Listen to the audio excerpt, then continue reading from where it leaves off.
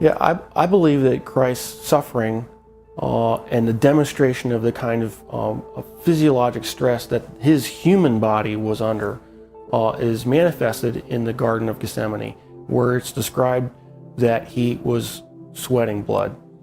And there is a well-documented medical condition in which patients who are under tremendous amount of emotional stress and physiological stress can in fact sweat blood, because little blood vessels within the glands burst and then the blood is expressed. The scourge involved the use of a short whip with pieces of typically metal, sometimes bone, sometimes pieces of porcelain wrapped in these leather straps, which is then utilized to come across typically the back, the shoulders, the legs of the victim. The first few passes across a particular body part would tear through the skin, the fat, but eventually, once the outer layers were torn away, it would start getting in the muscle and the tendon. And of course, along the way, you're ripping through all the blood vessels that supply all those tissues. And so you're losing blood the whole time. The plant that was described actually had a very long thorn, not the little thorns that we would think from a rose bush. These were thorns that were typically 1.5 to 2 inches in length. The scalp is one of the most vascular portions of our bodies. It had a huge blood supply up there.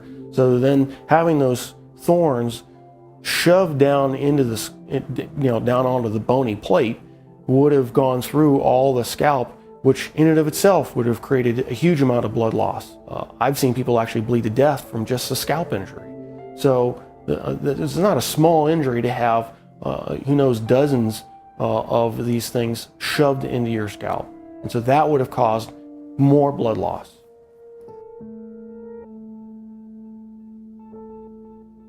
Typically when a victim has to carry the cross, what has been described in the literature, in actual Roman literature, is they describe they carry the crossbar.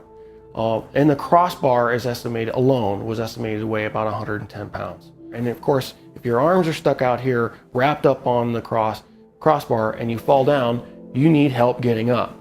You just can't get up on your own, because there's no possible way without your arms to get up. So he would have needed help getting up. If he fell over, there's a good chance that he could have hit his chest, which then could account for the possibility of a cardiac injury.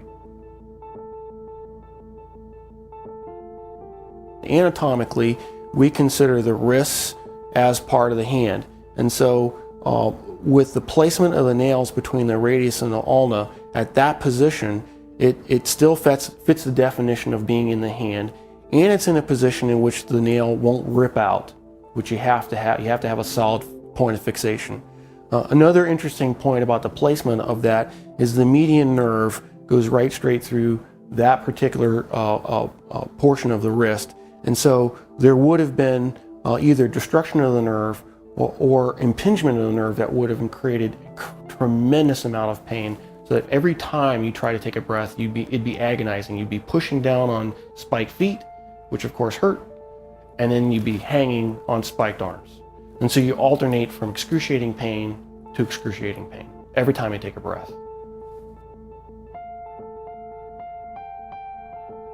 So even if he survives the actual crucifixion, he would have had to survive what I believe to be a lethal injury from the spear to find out whether he was alive or not.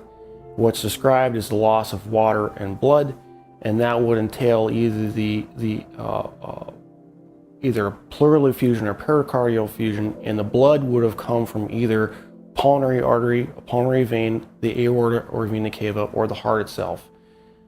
None of those injuries, unless you're treated immediately by a trauma surgeon like myself, with all the advanced equipment that we have, would be survivable after even a few minutes. Christ, as the Son of God, could have survived anything. He chose to manifest himself as a human at that point in time and allowed himself to die. And being human at that point in time, he could not have survived this particular series of traumas. It's not possible. Christ as God could have survived anything they threw at him. But he chose to be Christ, the human, at that point in time to die for our sins. And that given that self-limitation of remaining to be human, he died. He did not survive the event.